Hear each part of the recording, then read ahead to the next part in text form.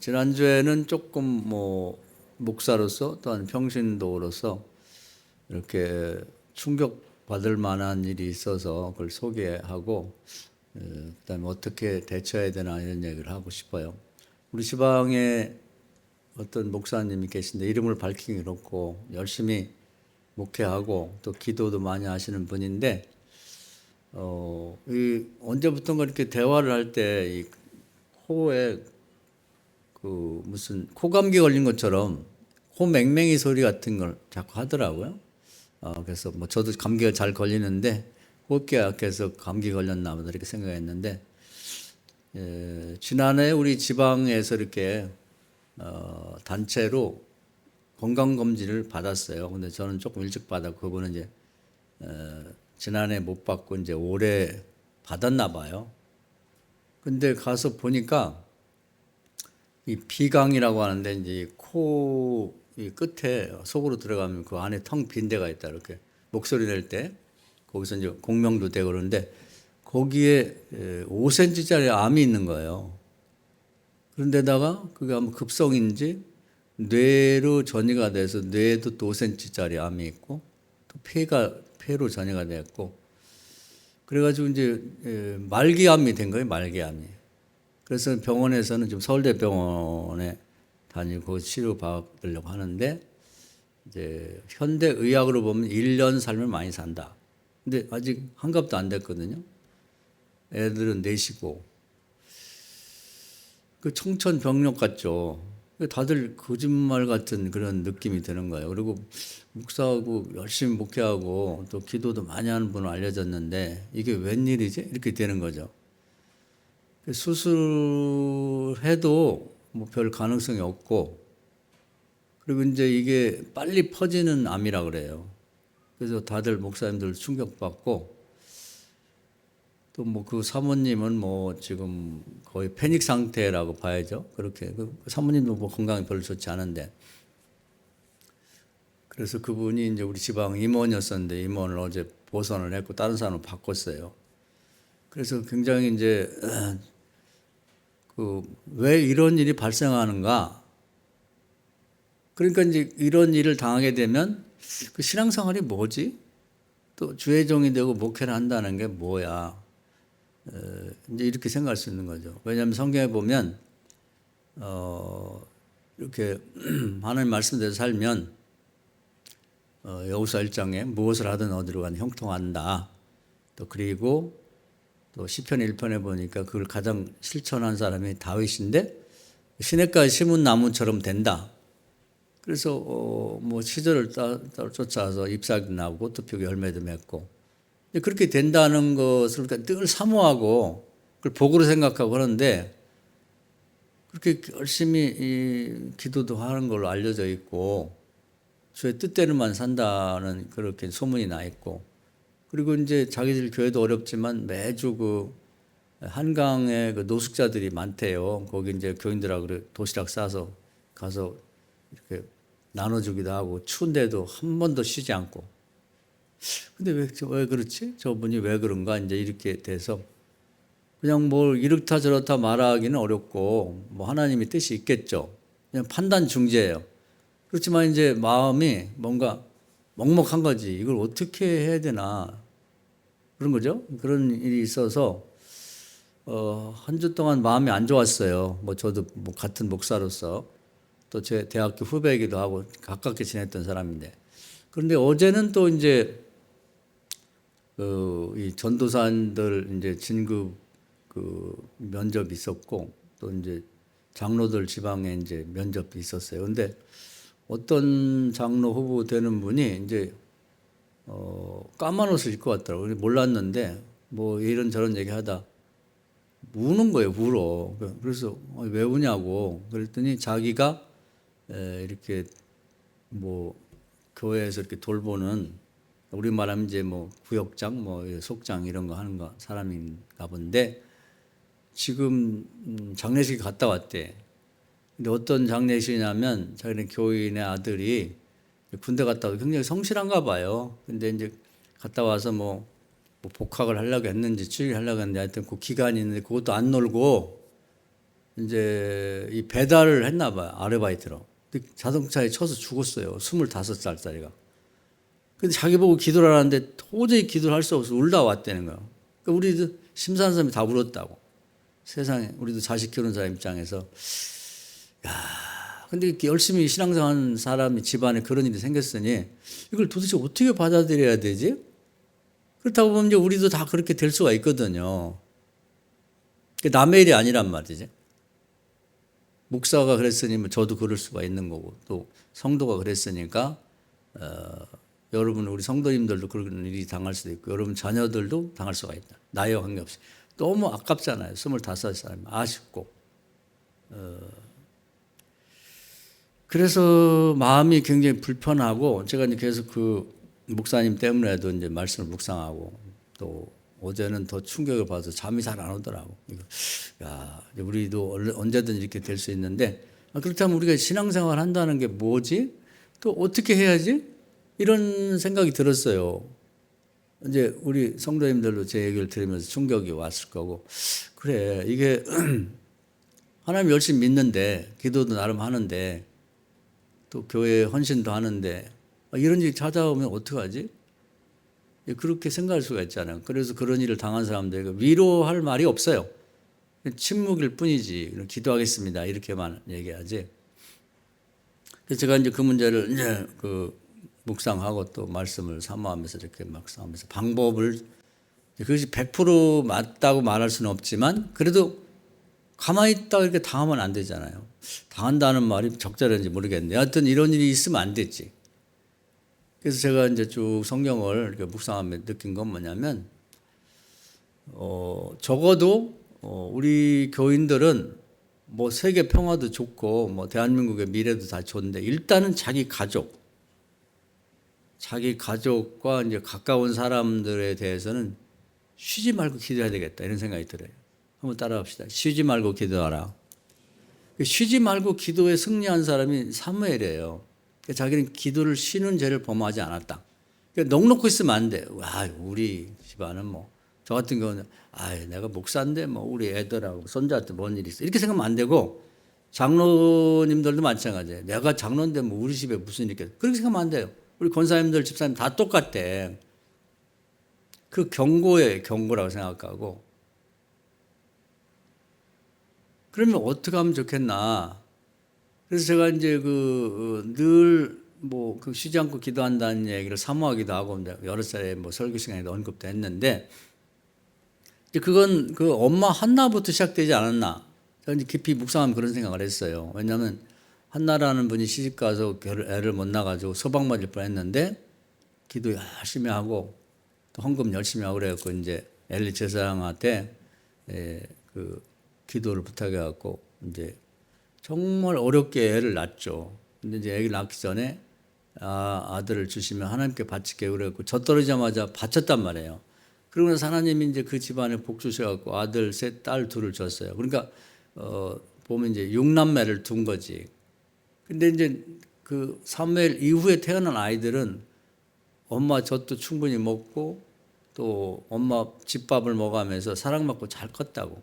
근데 엄마의 마음에는 이 큰아들이 아픈 손가락이에요.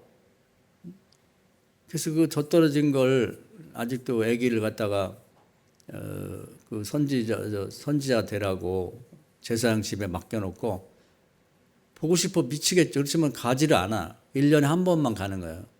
바느질 옷 한 벌 해가지고. 그리고 가서 엄마 생각하지 말고 하나님 열심히 믿고 훌륭한 사람 돼. 이렇게 돌아오는데 엄마의 마음은 찢어지는 것 같죠. 진짜로. 그 한나도 엄마고 우리도 엄마니까 엄마들 마음이 이해될 거예요. 요즘 다 큰 녀석 군대 가서 한 18개월 하고 오는데도 그냥 뭐 매주 면회 가고 또 오고 뭐 그런 정도인데 그 어린 것을 놓고 평생을 바쳤으니까. 그러니까 제 생각에는 엄마가 아기 낳기 전에도 엄청 기도했지만 아기를 낳아서 바친 다음에도 매일매일 기도했을 것 같아요. 그리고 엄마의 기도가 사무엘에게 전달이 됐겠죠. 그래서 사무엘도 늘 깨어 기도하는, 이게 중요한 거예요. 깨어 기도. 엄마도 그냥 한시도 큰아들을 잊어버리지 않고 아침도 기도하고, 보고 싶으면 점심에도 기도하고, 저녁에도 기도하고, 꿈에도 기도하고, 그렇게 아들에게 깨워서 기도했단 말이에요. 근데 이제 사무엘도 역시 또 엄마가 그렇게 기도하고 있으니까 하나님께 늘 깨워서 기도하고, 또 엄마를 생각하면서 기도하고, 기도로 사는 사람이죠.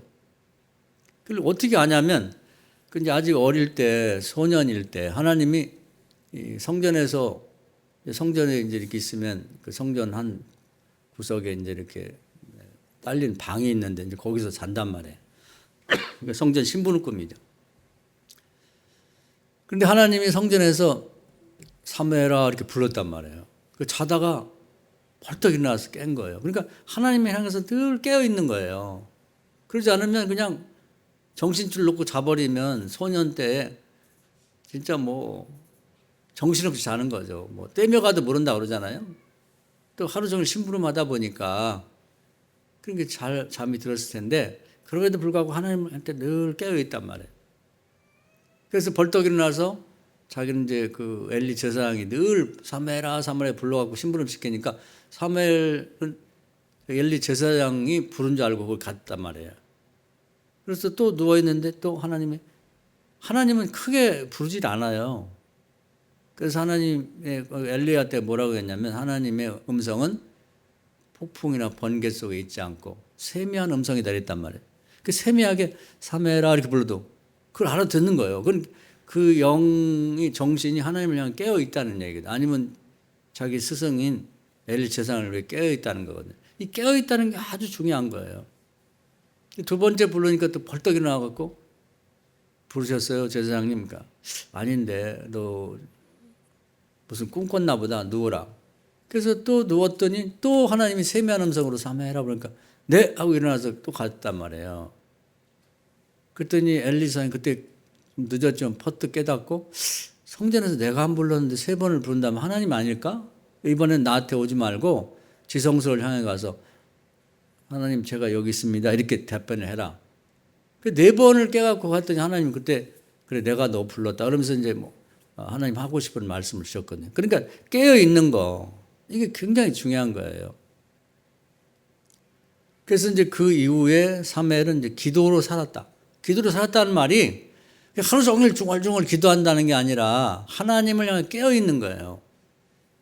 그래서 그게 이제 이 신약에 오면은 누가복음 17장에 보면 이런 얘기가 있어요. 너희는 제자들이 하는 말이죠. 하나님을 향해서 주님을 향해서 늘 깨어 있어라. 그래서 밭에서 농사 질 때도 주님을 향해 깨어 있고 그리고 식탁에서도 깨어 있어서 주님을 섬기고 식사가 끝난 다음에 휴식 시간에도 주님을 향해서 깨어 있어라. 그렇게 권면을 해요. 그건 예수님이 하신 말씀이야. 주인에게 깨어 있으라고. 그게 경건을 연습한다는 게 우리가 말은 좋아요. 뭐 육체의 연습은 현생에서 유익하고 또 영적인 그 연습은 죽은 다음에도 유익하다. 뭐 그런 얘기는 단어로 문장으로 잘 외우고 있다. 근데 실제는 없어. 행함이 없는 거지. 그래서 제가 제안 드리고 싶은 것은 영적으로 늘 주님을 향해서 깨어 있으면 좋겠다. 그래야 깨어 있는 사람하고 주님이 대화를 해요. 그러니까 지금 여기 사무엘하고 엘리 제사장하고 직급은 제사장 하늘만큼 높고 그다음에 그 밑에는 아들이 홈리와 비나스라는 아들 제사장이 있어요. 그건 뭐 그냥 완전히 그냥 타락한 자식들이니까 직급만 제사장이 아무것도 아니야. 근데 이 사무엘은 그들하고 비교하면 아무것도 아니거든요. 저 강원도 산골 같은 에브라임 산지에 그런 촌에서 태어난 이름도 빛도 없는 그런 평범한 집안의 아들이에요. 소년. 근데 뭔 차이가 있냐면 그 엘리 제사장도 늙게 되었지만 그 아들들은 뭐 하나님을 향해서 전혀 그런 게 없어. 그냥 뭐 사람들이 이 재물 바치면 그 말이 안 되는데 이제 뭐 이렇게 우리 말하면 이제 목사 자식이나 똑같은 건데 그 생고기도 이제 이렇게 갈고리를 던져가지고 거기 맛있는 부위를 지가 먼저 먹고 하나님께 바치기 전에 또 삶아서 드리는 재물도 있으면 그걸 또 갖다가 또 고기도 먹어본 사람이 먹는다고 제일 맛있는 걸 지가 먼저 먹어. 그럼 사람들이 제사장 이건 아니잖아요. 하나님께 바치고 어차피 제사장 먹을 텐데 왜 그렇게 하냐는 거야. 조용히 해. 이렇게 하면서 그런 짓 했다면 요즘 같은 나면 있을 수 없는 일이지만 목사 자식들이 헌금에 손을 대가지고 헌금바구니에 있는 돈을 훔쳐다가 자기가 쓰는 거나 똑같은 짓을 하는 거예요. 있을 수 없는 일이지. 그러다 보니까 하나님하고는 교제가 끊겼다고. 그러니까 하나님이 뭐 하고 싶은 일에서 뭐 소리를 병력까지 질러도 병력까지는 안 지르지. 세미하게 말씀하면 불러도 말귀를 못 알아들어. 엘리야 엘리야 100번 1000번 해도 깊이 잠들어서 모르는 거지. 깨어있지가 않은 거지. 그러니까 어려워도 이 사무엘이 깨어있는 거 하나님 앞에. 제사장에게 깨어있고 항상 준비가 돼 있어요. 그래서 그 늙은 제사장이 사무엘 이렇게 불러도 네! 이렇게 달려간단 말이에요. 이걸 얘기하는 거예요. 육신적으로도 그렇고 또 하나님과 영적 세계에서 관계에서도 그랬단 말이에요. 그러니까 하나님이 잠들어 있는 자는 뭐 제사장이나 별할 사람이라도 대화할 수가 없는 거지. 그래서 옛말에 그런 말도 있어요. 이제 옛날에는 이 먹을 것이 별로 없단 말이에요. 그래서 집에 떡을 하고 이제 이렇게 해도 또 누가 뭘 갖고 와도 자는 자의 몫은 없다는 거지. 나간 자식 것은 있어도 언제 들을지 모르니까 다 먹을 수는 없지. 객걸 남기는데 잠든 자의 몫은 없다는 거예요. 그런 것처럼 우리가 영적으로 잠든 자는 그 영적으로 시체나 마찬가지예요. 시체. 그래서 이 깨어있는 연습을 해야 됩니다. 경건의 연습. 그래서 하나님이 언제든지 부르면 아멘하고 대답할 수 있는 사람. 그리고 기도도요. 자기 엄마 아버지가 잠들어 있으면 남의 엄마 아버지는 기도하는 다른 권사님이나 집사님한테 기도를 부탁한다고. 그 육신적으로 내 자식인데 영적으로 내 자식 아니야. 그렇게 되는 거예요. 그래서 하나님은 반드시 누군가가 기도해야 구하여 주시고 찾아 찾고 문을 들면 열리게 돼 있어요. 그게 하나님 나라의 원칙이자 법칙이라고. 아니 기도 안 해도 줄 것 같으면 다 줘버리지. 왜 기도하라고 하겠어요? 기도 없는 것에는 기적도 역사도 없는 거지. 반드시 누군가 기도를 해야 되는 거예요. 그래서 이번에 뭐 북한에선가도 뭐 이렇게 열차가 정면 충돌해갖고 많은 사람이 죽었다는데 그런 경우도 제가 볼 때는 누군가에게 기도를 부탁하려고 하나님이 보니까 지금 급해.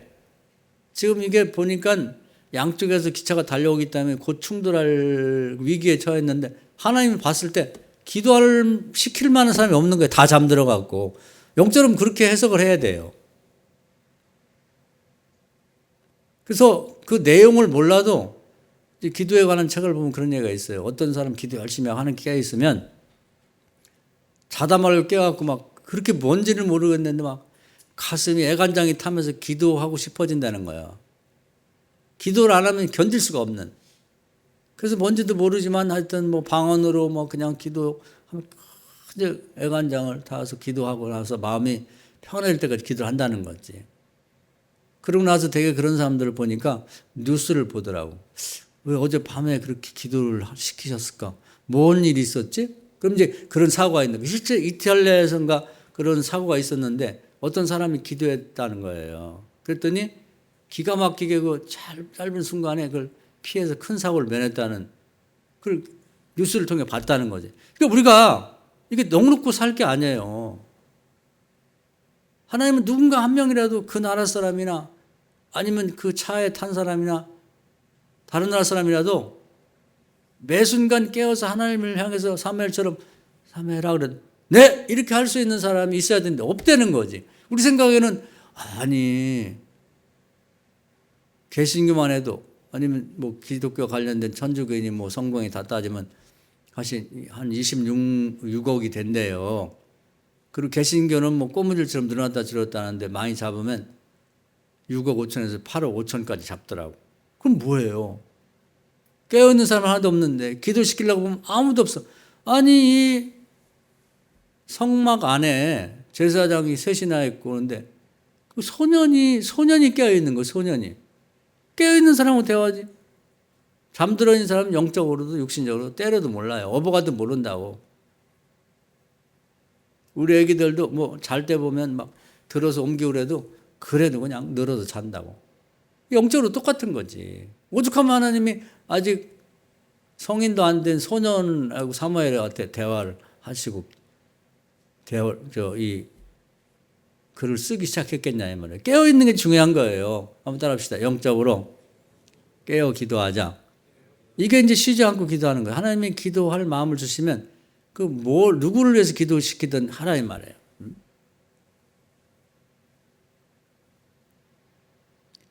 그 적어도 규모가 커지면 국가를 위해서나 세계를 위해서도 기도를 해야 되겠지만 거기까지 너무 나가지 말고 기본이 안 돼 있으니까 우선 자기부터 기도해. 자기.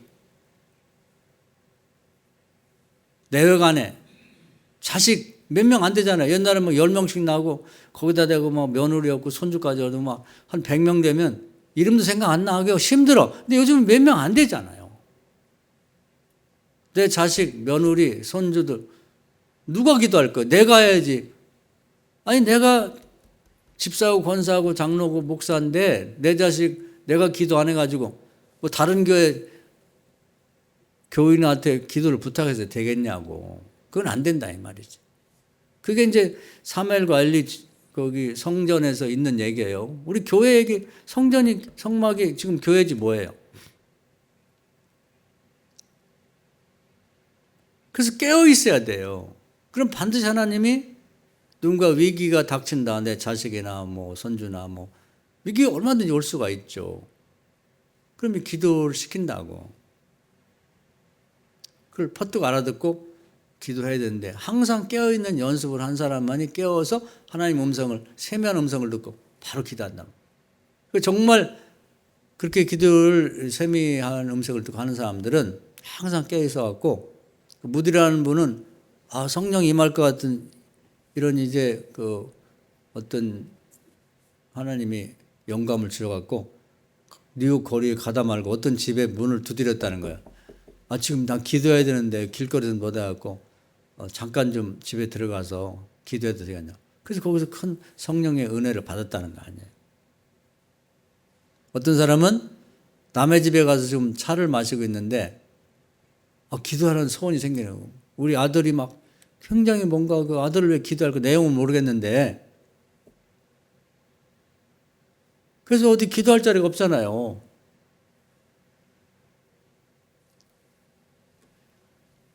사정기를 보면 이제 베드로는 옥상에 올라가 기도했더라고. 근데 이제 옥상도 없고 뭐 그렇지 않으면 이제 그 화장실이 있다. 화장실 가서 뭐 대소변을 마려운 게 아니지만 변기를 깔고 앉아서 기도했단 말이에요.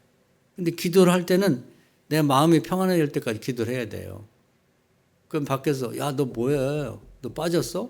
일어나 빨리 와. 그래도 조금만 기다려줘. 그리고 계속 기도를 했다는 거죠. 이걸 연습해야 돼. 이걸 경건의 연습, 경건의 훈련이라고 그래요.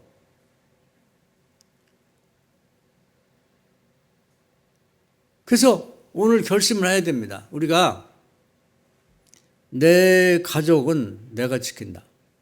또 어떤 사람은 내 기도는 안 해요.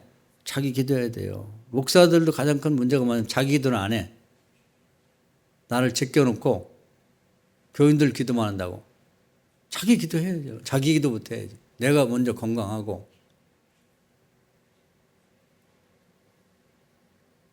그 다음에 다른 가족. 그게 이제 결국 이렇게 외연을 넓혀가면서 기도를 해야 되는 거죠.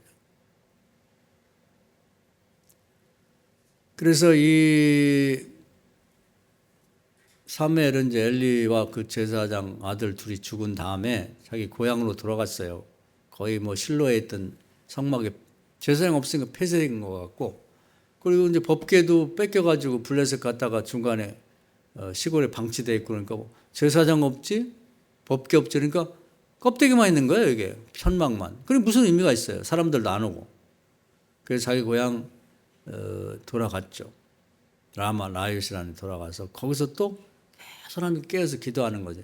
하나님이 전국을 다 돌아봐도 대화할 사람이 없는 거예요. 사무엘밖에.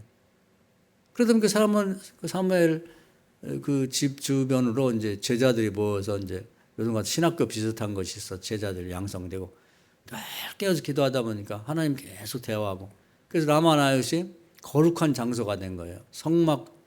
성전을 대신하는 장소가 되었고 깨어서 기도하는 거예요.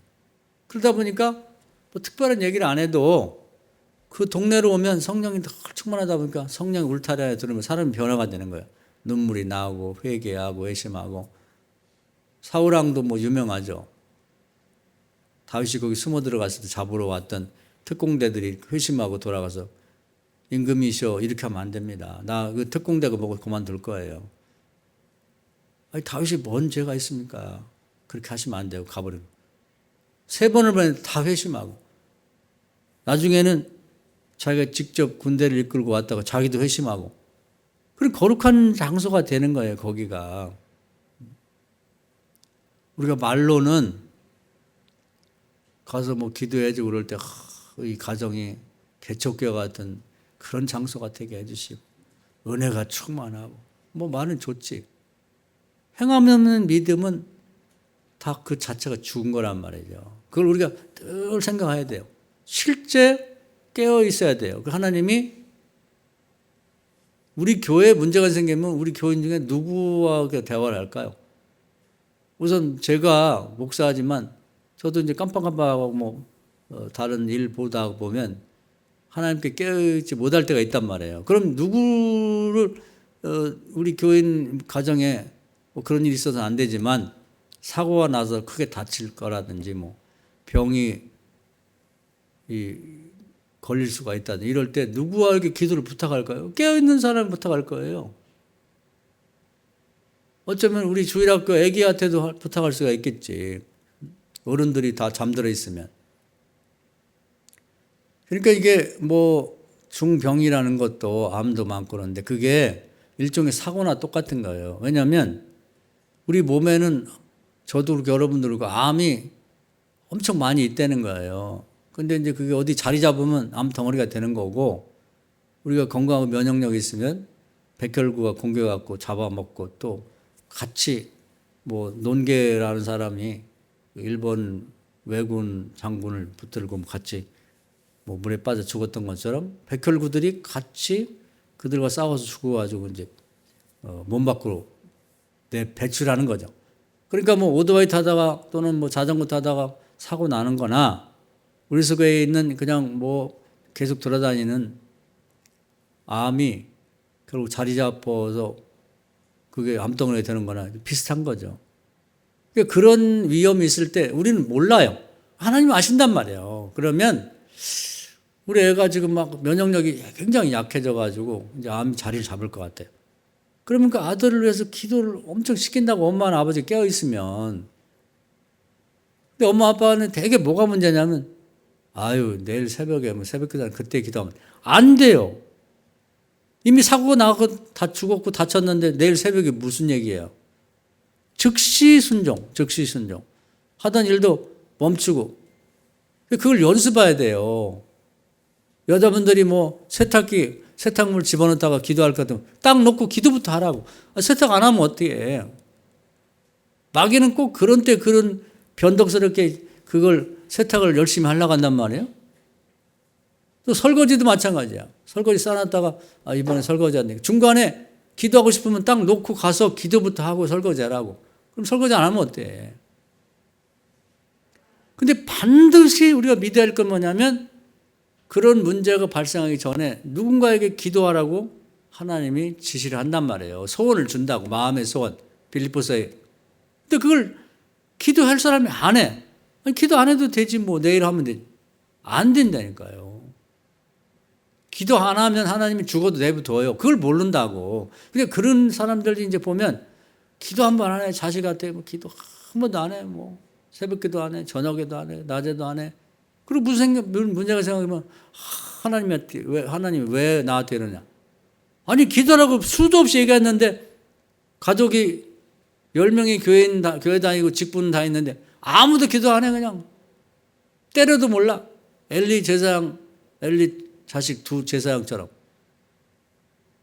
하나님 도와주려고 그렇게 기도를 시켜도 안 하고 그 문제가 자기에 터진 건데 그게 하나님 잘못이냐고. 하나님이 그걸 안 가르쳐 줘도 그 잘못된 건 자기 잘못인데 반드시 하나님 가르쳐 준다니까요. 안 가르쳐 주는 건 없어.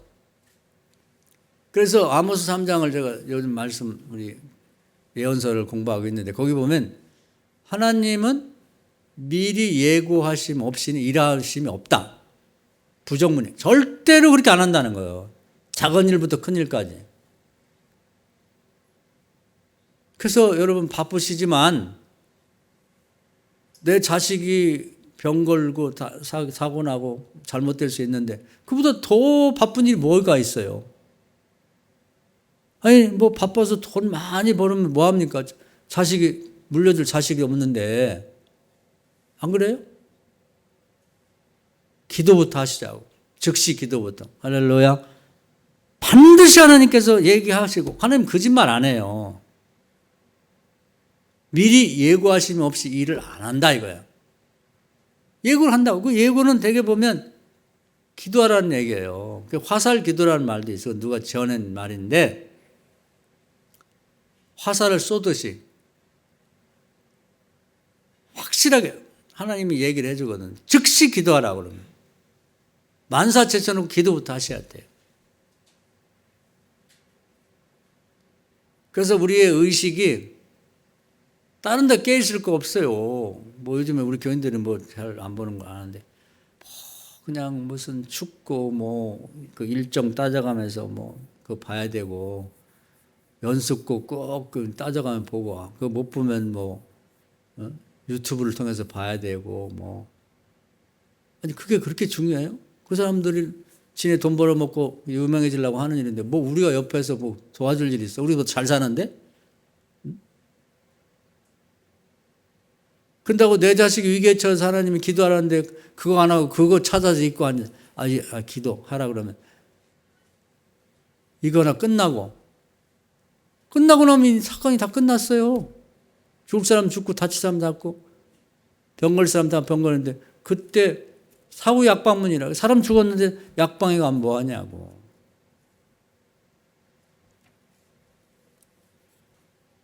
그래서 우리가 정말 이걸 꼭 실천을 하셔야 됩니다.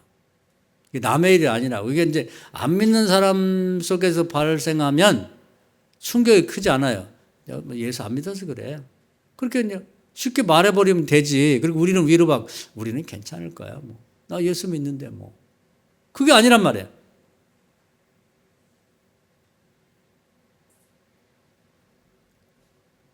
그래서 우리 정신 바짝 차리셔야 돼요. 올해. 응?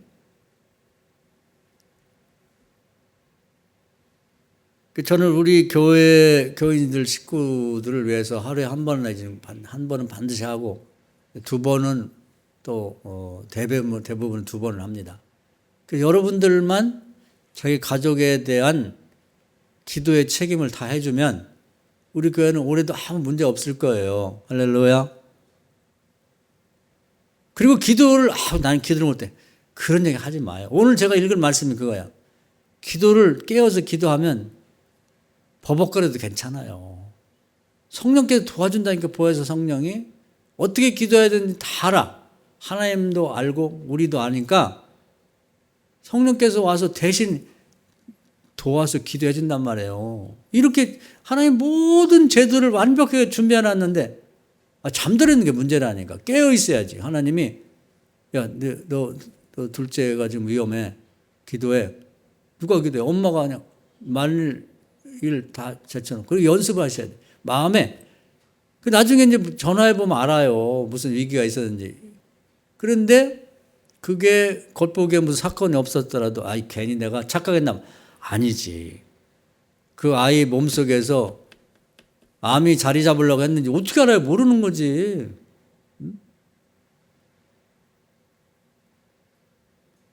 그리고 교인만이 할 수 있는 거예요. 교인 아닌 사람들은 매를 때려가면서 하나도 몰라. 그러니까 돼 있잖아요. 요즘 예언서를 공부하는데 믿음 없는 사람들은 보여. 저도 못 봐요.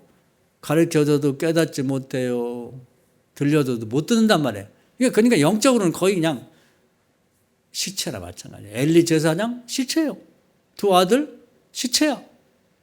거기서 뭔 얘기를 하고 있어요. 잠들어 있는 걸. 깨어있자고 깨어. 직분과 관계없어요. 나이와 관계없어. 깨어있는 사람이 하나님의 대화의 상대가 되는 거야. 하나님 얼마나 답답하시겠어요. 멀쩡한 세상에 늙어가서 나이도 많이 먹고 자식들도 있는데 그 어린 소년하고 대화를 해야 되니 하나님 너무 답답할 거 아니에요? 우리가 하나님을 좀 시원하게 해드립시다. 할렐루야. 우리 자신과 자식들은 말할 것도 없고 교인들 중에 기도하는 사람들 문제가 생겼을 때도 깨어있는 여러분을 통해서 중보기 돼서 살리고 더 나아가서는 우리나라 더 나아가서 세계 그래서 지금 북한이든 뭐 다른 외국이든 사고가 날 만하면 하나님 찾은다고 야 급한데 누가 기도할 사람 없냐? 어디 대한민국 한번 찾아봐. 아 성남 만나기 하나 있어요. 그럼 빨리 기도시켜. 이렇게 하는 거라 이 말이에요. 영적 세계에서 일이 그런 식으로 돼가는 거예요. 할렐루야. 그 뭘 알고 우리가 믿어야 돼. 내버려 두면 되는 건 안 돼. 내버려 두면 하나님이 다 알아서 한다고 하는데 그 누가 그런 얘기했어요. 성경에는 구해야 주시고 찾아야 찾고 문을 두면 열리는 거지 가만둬서 될 게 없다. 그럼 기도라는 제도가 없어져야 돼. 하나님이 다 알아서 하면 되지 뭐 하려고 기도 뭐 하는 사람이 바보예요? 10만 들여 안 되지. 저는 기도하지 않는 집이 정말 위험해요. 그 목사의 집안이든 기도를 알고 해야 되고 그리고 뭐 직분 있는 교인들의 집안이든 기도 안 하는 사람 새벽 기도를 하나 저녁 기도를 하나 따로 기도를 하나 무슨 배짱으로 그렇게 살지?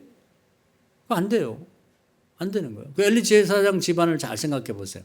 그 집안이 명문가예요. 거기 올라가면 아론에서부터 그 뿌리가 깊은 대대로 하나님을 잘 섬기는 집안인데 그 지경이 된 거지.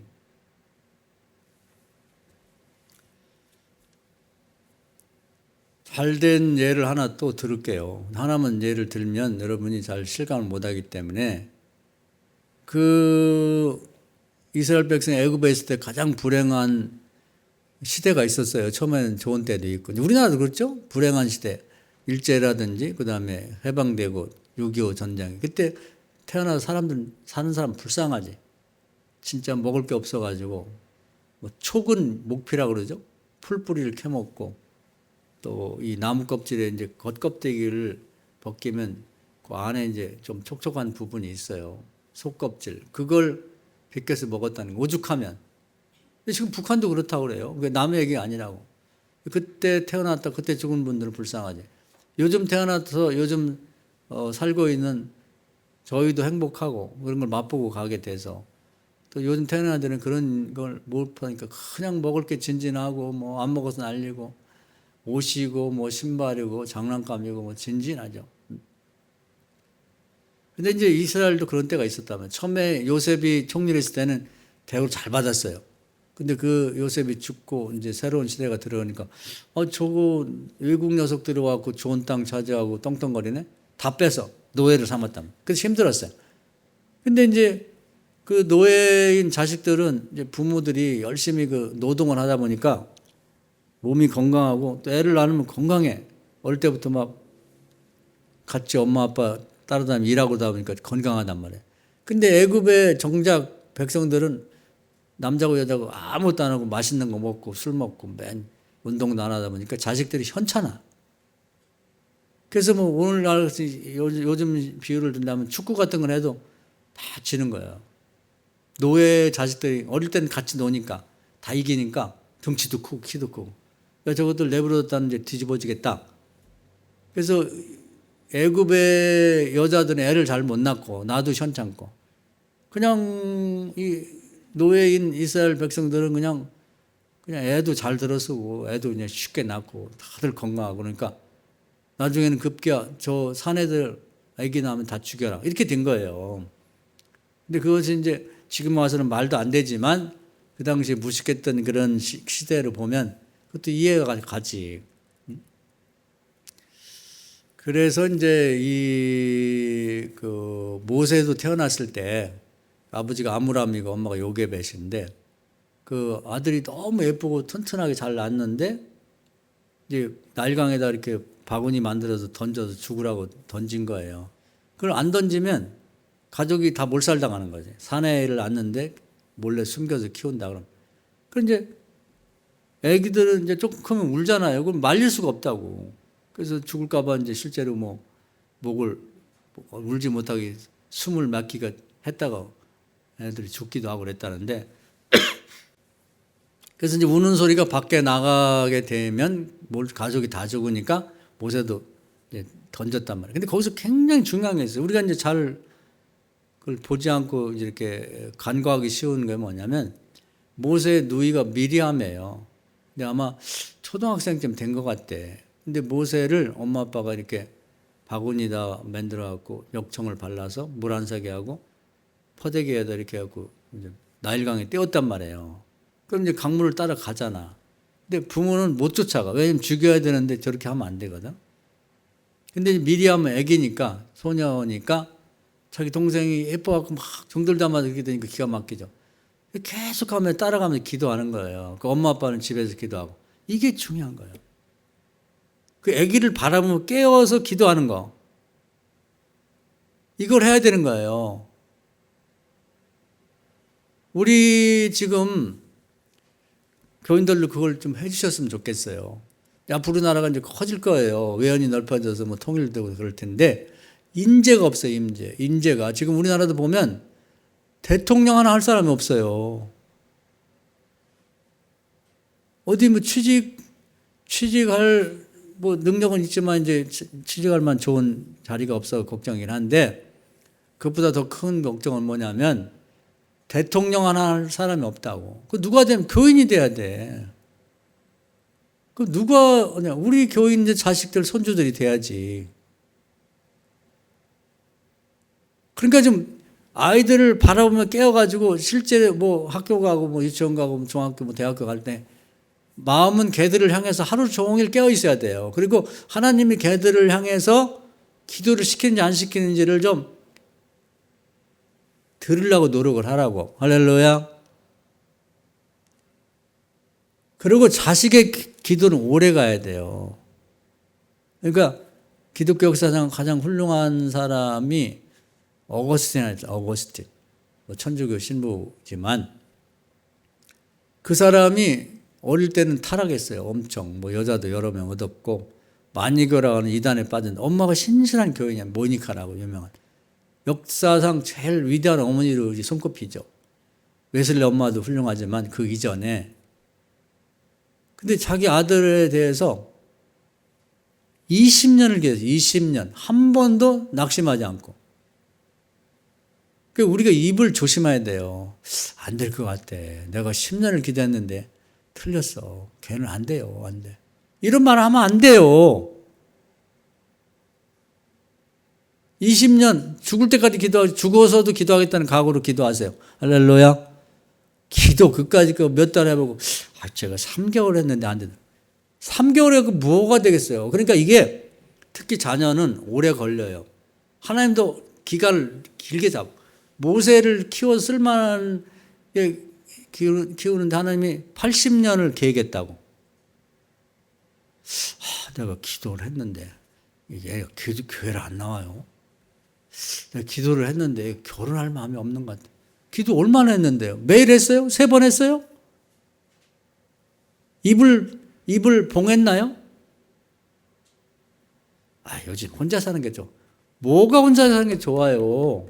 그런 말 하면 안 된다니까. 그걸 그냥 입이 있다고 그냥 믿음 없는 얘기를 그냥 술술 쏟아놔.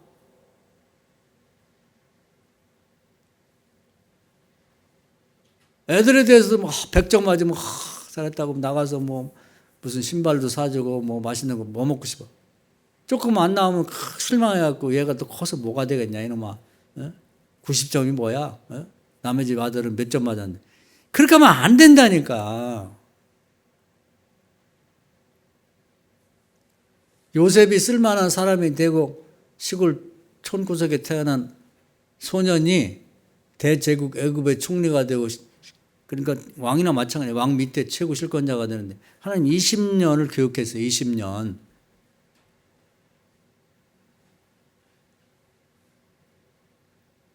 제발 그 믿음 없는 입 좀 닫고 계속해서 어스 엄마 모니카처럼 계속 기도하세요. 깨어서 기도하고. 할렐루야. 그걸 해보자고. 남은 하는데 왜 못하냐고. 그래서 그 타락했던 그 사람이 이 기독교 역사는 가장 위대한 인물로 바뀌었단 말이에요.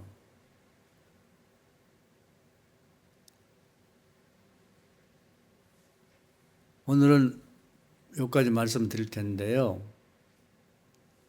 한나, 아기 낳기 전에 기도했고 아기 낳고 죽을 때까지 자기 큰아들 하나님께 바쳐진 아들을 끊임없이 기도해서 어린 나이에 그 엄마의 기도에 힘입어서 그 아들도 하나님께 깨어 있은 거예요. 하나님이 세미한 음성을 불러도 아멘! 이럴 수 있는 사람이 거저됐겠냐고요. 응? 뭐 훌륭한 주의 종이 되고, 아이 그런 얘기는 그 빈 껍질 아니에요? 저기도 기도도 안 하고 애도 기도 안 하고 깨어갖고 영적으로 잠들어가지고 뭐 때려도 모르고 죽인다도 모르는데 뭔 큰 종이 돼? 하나님에 대해서 말로는 뭐 영적으로 민감하고 하나님의 친밀하고, 아니 죽었는데 뭔 친밀이 뭐예요? 시체하고 친한 사람이 어디 있어요? 내 가족은 내가 지킨다. 내가 깨어 기도한다. 자식들 손주에 대해서 하루 종일 깨어 있어야 돼. 한편에서는 하나님께 대해 깨어 있고 하나님이 걔들에 대해서 무슨 말씀을 하는지에 대해서 깨어 있어야 돼요. 할렐루야. 낙심하지 말자. 구하면 주시고 찾으면 찾고 문을 좀 열린다고 되는데 왜 낙심해요? 하나님은 낙심 안 해요. 80년을 기다린다고.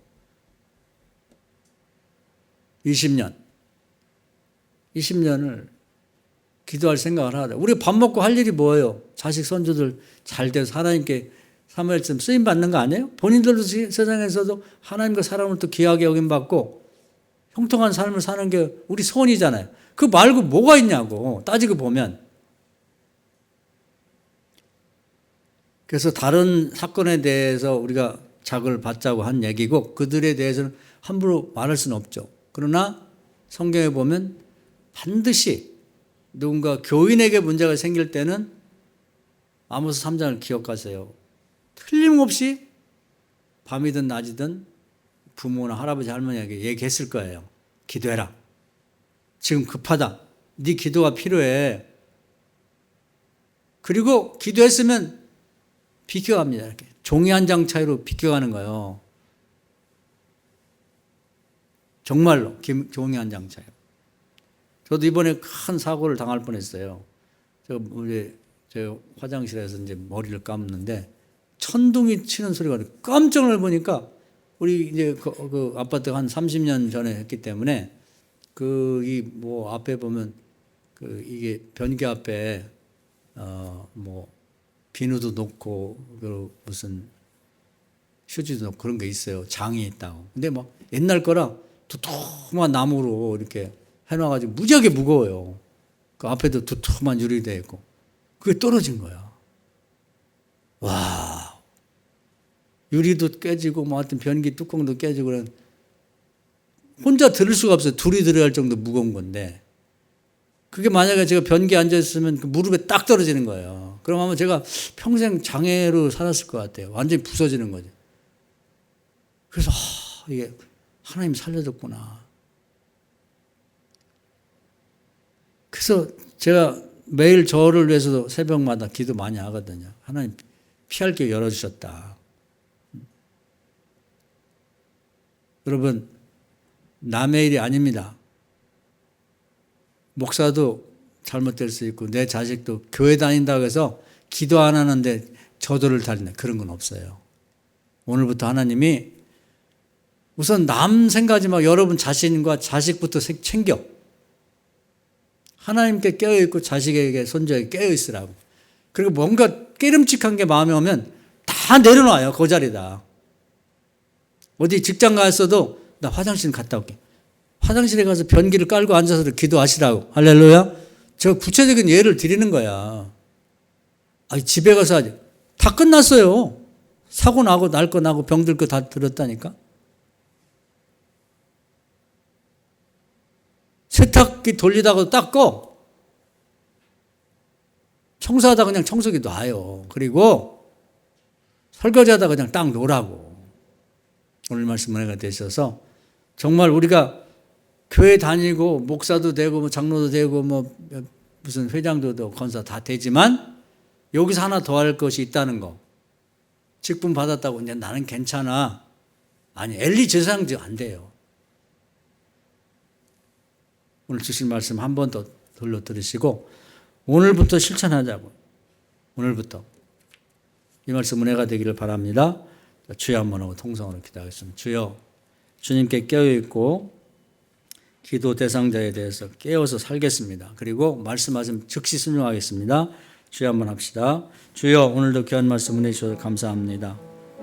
하나님 말씀을 잘 들었습니다. 정말 하나님께 깨어있고 또 가족들과 기도 대상에 대해서 깨어있게 하여 주옵소서. 엘리 제사장 집안처럼 잠들어 있어갖고 육신적으로도 한번 잠들면 흔들어 깨워도 모르고 영적으로도 100번 1000번을 불러도 대답하지 않는 그런 사람이 되어서는 안 되고, 오죽하면 하나님이 아직 다 크지도 않은 사무엘이랑 애기하고 대화를 하셨을까. 이게 현실이라는 걸 깨닫고 우리 교회가 그렇고 우리 가정이 그럴 수 있다 생각하고 깨어서 기도하는 우리 교인들 되어서 우리 가족이나 교인뿐 아니라 더 나아가서는 저 외국에서 발생할 큰 사건에 대해서도 말씀하시면 즉시 일어나서 기도하고 응답하고 우리 기도를 통해서 하나님이 사람을 살린 역사 있게 하여 주옵소서. 예수님의 이름으로 기도하옵나이다. 아멘.